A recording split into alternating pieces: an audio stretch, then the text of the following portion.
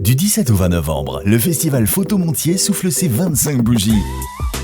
Au programme, expositions photographiques, conférences, mais aussi activités jeunesse. Pour cette édition, vous pourrez retrouver un son et lumière, des déambulations musicales, un concert de Charlie Couture et bien d'autres. Steve McCurry, parrain photo de renommée mondiale, sera présent.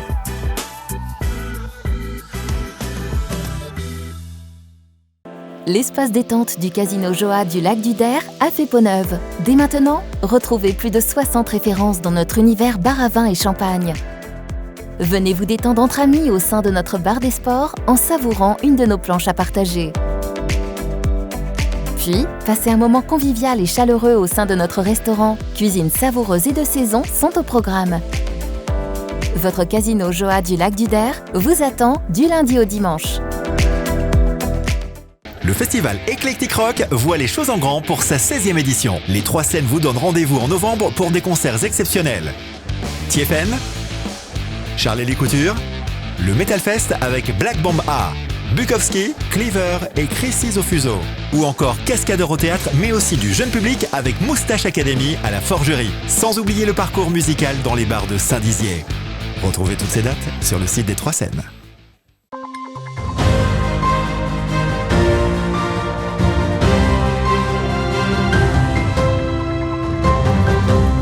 Bonsoir à tous et bienvenue dans votre 15 minutes info de ce jeudi 10 novembre 2022. Tout de suite les titres de cette édition. La première pierre du futur pôle de formation de l'UIMM à Bar-le-Duc a été posée ce jeudi 10 novembre. La pénurie de carburant a eu raison des stocks de sang de l'établissement français du sang. Une nouvelle campagne a donc été lancée. Et voilà pour les titres. Ce jeudi 10 novembre, l'UIMM de Lorraine a posé sa toute première pierre pour son tout nouveau centre de formation qui verra le jour à Bar-le-Duc, non loin de l'hôtel de ville. Une action qui marque donc le démarrage de ces travaux qui vont coûter plus de 4 millions d'euros. Écoutez. Alors pour nous, c'est extrêmement important parce que dans ce pôle, nous aurons 3 grandes activités. Une activité, je dirais, principale qui va être de former des apprentis, donc de jeunes filles et de jeunes garçons pour pouvoir ensuite fournir à nos entreprises une main-d'œuvre qualifiée et compétente. Et puis également la formation continue pour des gens qui vont se réorienter vers de nouveaux métiers et également des formations d'insertion pour des gens qui sont éloignés de l'emploi et qui veulent rejoindre l'emploi et avoir un métier, et évidemment un métier industriel puisque notre vocation est de servir l'industrie. Évidemment, nous avons fait une étude de marché, une étude de besoins auprès des entreprises pour savoir quels étaient leurs besoins en compétences. Ça a mis en évidence un certain nombre de compétences que nous ne pouvions pas fournir aujourd'hui faute de place dans nos locaux. Donc nous avons pour cela créé un projet de bâtiment. Et un certain nombre de financeurs ont cru en ce projet et nous accompagnent pour qu'il puisse voir le jour. Ce futur site de 3150 m² sera implanté donc au cœur de la cité parisienne avec une surface de 1650 m² pour le bâtiment de formation. Un projet et un atout important pour le territoire et notamment pour le département de la Meuse. Écoutez.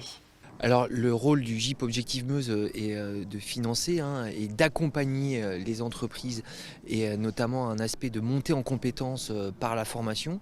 Et depuis le début, mais mon prédécesseur aussi, Claude Léonard, avait rencontré l'UIMM via Fanny Feller pour trouver un financement sur ce beau bâtiment et pour vraiment accroître la présence et l'offre de formation pour, encore une fois, les Meusiens et les Meusiennes. Pour la ville, c'est d'abord un formidable, une formidable concrétisation de tout ce qu'on a pu mettre en place pour offrir ici ce terrain. Quand je dis offrir, en tout cas offrir les conditions nécessaires à l'implantation de cet outil de formation. Et puis surtout, permettre d'abord à nos industriels d'avoir ici un centre de formation qui va être un vivier, professionnel, permettre à nos jeunes du territoire et du grand territoire de venir se former ici, proche du centre-ville, pour pouvoir bénéficier de tous les services que la ville met à disposition. Et à noter que la livraison de ces travaux est prévue pour août 2023.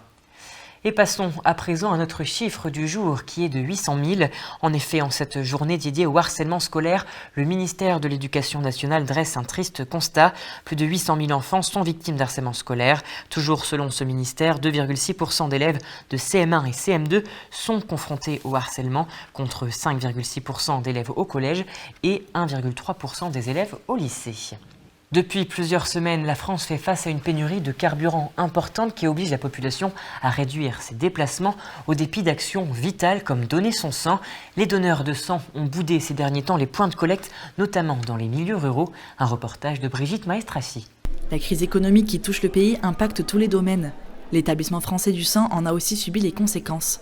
En effet, depuis plusieurs mois, les stocks de sang sont au plus bas et la pénurie de carburant de ces dernières semaines a été un problème supplémentaire, puisque l'EFS a ressenti une baisse des fréquentations lors des collectes. Nous devons en fait être au plus proche de la population pour éviter justement qu'ils fassent des kilomètres. Il faut qu'on ait suffisamment d'offres de dons partout dans le département et partout sur le territoire national d'ailleurs, de manière à éviter aux gens de faire trop de kilomètres pour pouvoir venir donner leur sang. Donc il faut à la fois qu'on soit présent sur tout le territoire, mais il faut aussi qu'on puisse être présent à des horaires où ils sont, eux, disponibles. Une initiative appréciée par les futurs donneurs qui cherchent à moins se déplacer en cette période de crise. Je ne sais pas si j'aurais été plus réfractaire, mais c'est vrai que j'aurais peut-être, si c'était 50-60 km, ça faisait peut-être un petit peu loin, donc j'aurais peut-être quand même attendu pour retrouver un endroit plus proche de chez moi. Si vous souhaitez vous aussi donner votre sang, l'EFS fera étape à la salle des fêtes de Joinville le 17 novembre de 13h30 à 18h30 et à la salle Jean Favre de Langres les 24 et 25 novembre. Et voilà, c'est la fin de cette édition. Merci à tous de l'avoir suivi. Dans un instant, vos prévisions météo de demain. Je vous souhaite à tous et à toutes un très bon week-end. Toute l'actualité qui vous concerne, à voir et à revoir dès maintenant sur puissancetélévision.fr et sur notre application mobile.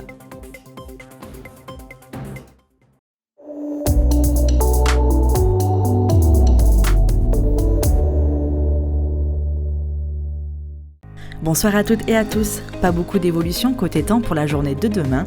Seules les températures sont à la baisse sur l'ensemble de l'Hexagone, avec des températures proches de 0 degré le matin. Du côté de nos villes et départements, les températures matinales sont là aussi à la baisse, avec 0 degré le matin du côté de Chaumont.